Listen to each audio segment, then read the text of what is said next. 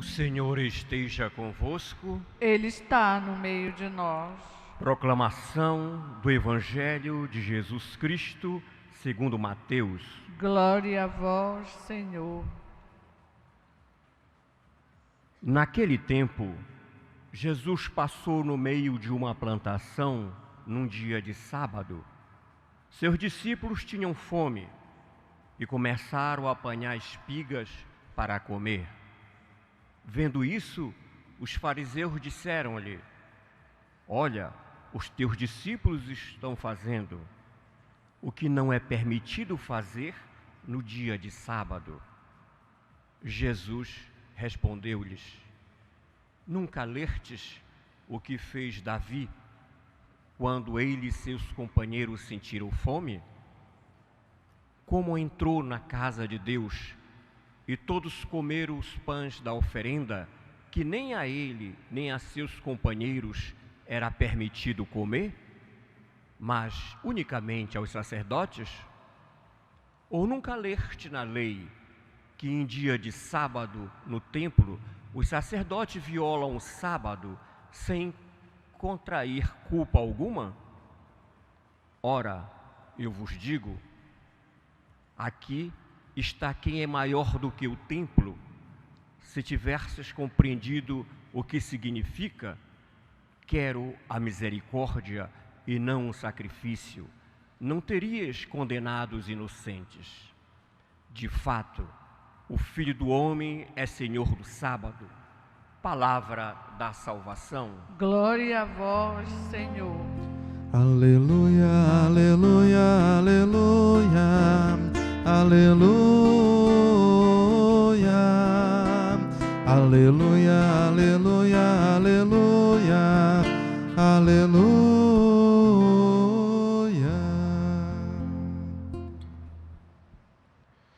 Queridos irmãos e irmãs presentes aqui na Basílica Santuário e aqueles que nos acompanham pela Rede Vida de televisão, a Palavra de Deus nessa sexta-feira, dia em que celebramos São Boaventura, doutor da Igreja, franciscano, tão importante na ordem franciscana que é considerado o segundo pai. O primeiro é São Francisco e ele o segundo, assim dizem os biógrafos que escrevem a seu respeito.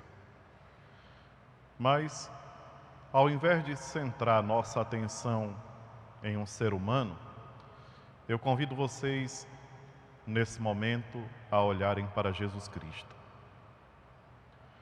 E o Evangelho de hoje termina com essa afirmação: de fato, o Filho do Homem é Senhor do sábado. Assim como ele mesmo diz, o próprio Cristo, que na frente daqueles que estão questionando, que estão colocando em dúvida a sua autoridade, e eles não reconhecem quem é ele, tem alguém que é maior do que o templo, que é maior que tudo, porque é Deus. No início da missa, quando eu falei da santidade e que a Igreja tem essa preocupação de colocar esses modelos diante de nós, os santos, para que a gente possa sentir o estímulo de também buscar a santidade ela só é possível a partir do momento em que nós tomamos consciência de que Jesus é Deus. Enquanto nós não nos conscientizarmos disso, o nosso progresso não acontecerá. Eu tenho que comportar-me de uma maneira diferente daquela dos fariseus, dos mestres da lei, daqueles que o Evangelho traz para nós como pessoas que não acreditavam em Jesus Cristo e ainda mais, tentavam criar situações difíceis para prejudicá-lo. Então, eu queria hoje com vocês refletir sobre a divindade de nosso Senhor Jesus Cristo. Ele é Deus. Ele está acima de tudo. Essa obra da qual nós fazemos parte é dele. A Igreja é de Jesus Cristo. E nós estamos a serviço dele. E nós estaremos cada vez mais a serviço à medida que compreendermos que ele é Deus, que ele é Senhor do sábado e da semana inteira, que Ele é Senhor do universo, que tudo que existe, existe por Ele e para Ele. Todas as coisas foram feitas justamente para que, na pessoa de Jesus Cristo, tomassem o seu significado verdadeiro. Ele dá razão a tudo. São Boaventura teve essa força interior de buscar na palavra de Deus o seu crescimento espiritual. É o que cada um também deve fazer. Cada um de nós devemos ter essa preocupação de buscar na palavra de Deus a força para crescermos. E hoje a primeira leitura, ela traz uma lição muito importante. Nós ouvimos que Isaías foi mandado para dar um recado, mas não um recado qualquer, uma mensagem de Deus. Deus o mandou a Ezequias, que estava doente. E ele vai a Ezequias dizer que ele se prepare, porque os dias dele estão chegando ao fim. Ele vai morrer. Mas a atitude de Ezequias é uma atitude muito bonita. É uma atitude de confiança em Deus. E aí ele vai fazer uma oração fervorosa. E isso nos ensina que a oração do justo, daquele que procura viver aqui na terra fazendo bem, tem muita importância, tem muito poder diante de Deus. A oração do justo chega até a presença de Deus. Ezequias clama e pede mesmo o seu clamor: Senhor, tende piedade, tende misericórdia do teu servo, que procurou caminhar na tua presença, que procurou fazer a tua vontade, que procurou a todo custo colocar em prática os teus ensinamentos. E o Senhor tem misericórdia de Ezequias e lhe concede ainda 15 anos. Olha que coisa interessante. A profecia foi quebrada pela força da oração. E nós temos que acreditar nisso. O poder da oração do justo diante de Deus.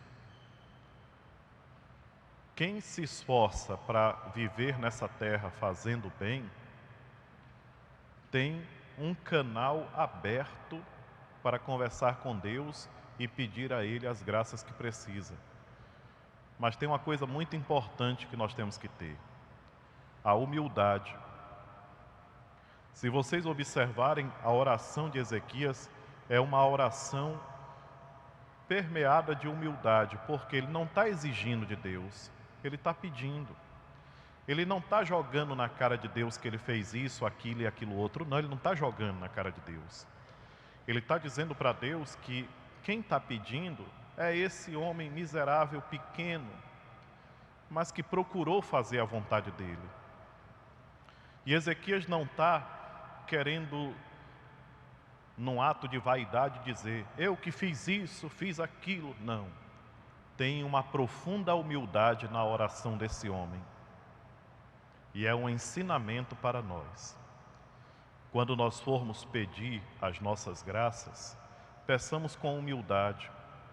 E tenhamos a humildade de lembrar de Jesus Cristo, que lá no Jardim das Oliveiras, concluiu a sua oração ao Pai dizendo: mas que seja feita a tua vontade e não a minha. Por quê? Porque a vontade de Deus é o melhor para nós. Deus não vai querer o pior para nenhum de nós. Deus é amor infinito, é bondade infinita. E às vezes aquilo que a gente pensa que é bom para nós, na verdade não é. Quantas vezes em situações difíceis, quando a gente está acompanhando uma pessoa querida num momento de doença, como Ezequias, que nós acabamos de ouvir, quantas vezes a nossa prece é: Senhor, não deixa que ele parta. Senhor, dá saúde a esse meu querido. Senhor, eu não quero que ele morra. Senhor, e tal, é aquele clamor que a gente faz. E a gente esquece que nem sempre a nossa vontade é o melhor para nós. Como é bonito, e eu já tive a ocasião de ver pessoas chegarem para mim e dizer: padre, aconteceu isso na minha família, mas a minha oração foi: Senhor, se for da tua vontade, cura, mas se não for da tua vontade, leva contigo. Tu sabes o que é melhor. Sabe o que é isso, gente? É maturidade espiritual. E é justamente isso que Jesus nos pede no Evangelho hoje. Nós temos que amadurecer. Nós não podemos continuar como crianças na fé. Tem gente que é muito infantil. Essa infantilidade espiritual nos atrapalha demais. Quantas vezes nós encontramos pessoas que dizem assim: ah, eu não rezo mais. De birra, né? De birra com Deus. Ah, eu não rezo mais. Já rezei muito. Pedi tanta graça. Teve uma situação aí que eu passei um ano todinho clamando e Ele não me ouviu. Isso não é comportamento de adulto. A pessoa amadurecida na fé, ela não se comporta desse jeito. Quando ela percebe que pediu uma graça e não foi alcançada, não é porque Deus tem raiva dela e não quer fazer aquela graça para ela, mas é porque não era o melhor. Agora, quem não acredita nisso tem que sair da igreja, porque está perdendo tempo. A pessoa que diz assim: ah, isso aí eu não concordo com isso, não. Hoje nós estamos nessa fase, né, que o pessoal não concorda com o Evangelho. O Evangelho, nosso Senhor Jesus Cristo fala isso, isso, isso, isso, e alguém diz: ah, mas eu não concordo. É a liberdade que você tem. Mas quem não concorda com o Evangelho não é cristão. É simples. Se eu não concordo com o Evangelho, é porque eu não aderi a Jesus Cristo. Ah, eu concordo só com a metade. Não vale. Com Jesus Cristo a gente tem que concordar em tudo. Por quê? Porque somente nele nós temos salvação. Isso é fundamental. Nossos irmãos aí das outras igrejas enchem a boca para falar isso, mas nós temos que também procurar meditar e confiar nisso, é verdade. Somente em Jesus Cristo nós temos a salvação. Eles falam isso para atacar o nosso amor por Nossa Senhora. Nós falamos porque sabemos que Nossa Senhora não é quem faz os milagres, mas ela é aquela mãe que fica na expectativa rezando conosco e pede com a gente. E às vezes fica triste quando percebe que a nossa vontade não é a vontade de Deus. Queridos irmãos e irmãs, nós temos tudo para crescer na fé. Agora é preciso começar a ler o Evangelho e pedir ao Espírito Santo de Deus, dá-me a capacidade de compreender aquilo que está escrito aqui. Ajuda-me para que eu consiga entender a mensagem que o Senhor está, nesse momento, me transmitindo. E olha, interessante. Me perdoem, mas eu não consigo deixar de lado uma coisa que me tocou muito nessa leitura de hoje, do livro do profeta Isaías, que Ezequias conseguiu mais 15 anos de vida, mas depois morreu. Por quê? Porque a nossa vida não é aqui. Nós estamos aqui e viemos aqui para fazer o bem. Quem passar essa vida fazendo mal, perdeu a sua vida. E a palavra de Deus é um instrumento indispensável para que nós aprendamos a fazer o bem. Olha o que Jesus falou. Aqueles fariseus que o criticam porque seus discípulos estão comendo, eles não percebem que aqueles homens estão comendo porque têm fome. Eles não param para refletir que, diante de uma necessidade tão urgente como é a fome, as leis, elas têm que dar espaço a uma lei maior, que é a lei da vida, o direito à vida, o valor da vida humana. E é justamente isso que o Senhor tem chamado a nossa atenção. Num tempo tão difícil, em que a vida humana é tão desvalorizada, um evangelho como esse que nós acabamos de ler agora, ele nos ajuda a compreender o valor da vida, da minha, da sua, de cada um de nós. Queridos irmãos e irmãs, aprendamos com o evangelho a seguir Jesus Cristo, não pela metade, mas totalmente. Porque, repito, só em Jesus Cristo nós encontraremos a salvação. Foi o que nós escutamos ontem no trecho do Evangelho que foi proclamado na missa de ontem. Vinde a mim, todos vós que estáis cansados, e eu vos darei descanso. Aprendei de mim, que sou manso e humilde de coração. Olha que coisa bonita. E nosso Senhor Jesus Cristo nos chama para isso. Eu costumo dizer, e eu queria terminar essa homilia falando isso, é muito triste uma pessoa frequentar uma escola durante tantos anos e não aprender nada, não é? Já imaginou uma pessoa participar de tantas aulas, frequentar uma escola boa tanto tempo e não aprender nada? Que não seja assim na escola de Jesus Cristo. E que nós não sejamos alunos displicentes e irresponsáveis, mas que nós sejamos alunos aplicados, que a um certo momento acordam e dizem: opa, vou começar a fazer o meu dever de casa, porque eu quero, no final de tudo, receber o título. E qual é o título que o Senhor tem para nos oferecer? Vinde, bendito de meu Pai, entra no reino que foi preparado desde muito tempo. Vinde, entra na alegria do teu Senhor. É muito bonito a gente imaginar, no final da nossa caminhada, nós ouvirmos da boca de Deus essas boas-vindas. E não aquela outra, né? Afastai-vos de mim, malditos, nem vos conheço. Credo, deve ser terrível. A pessoa passar a vida todinha, tendo toda a possibilidade de crescer, e no final ouvir uma palavra dessa, e não da boca de qualquer um, mas daquele que é o Senhor do céu e da terra.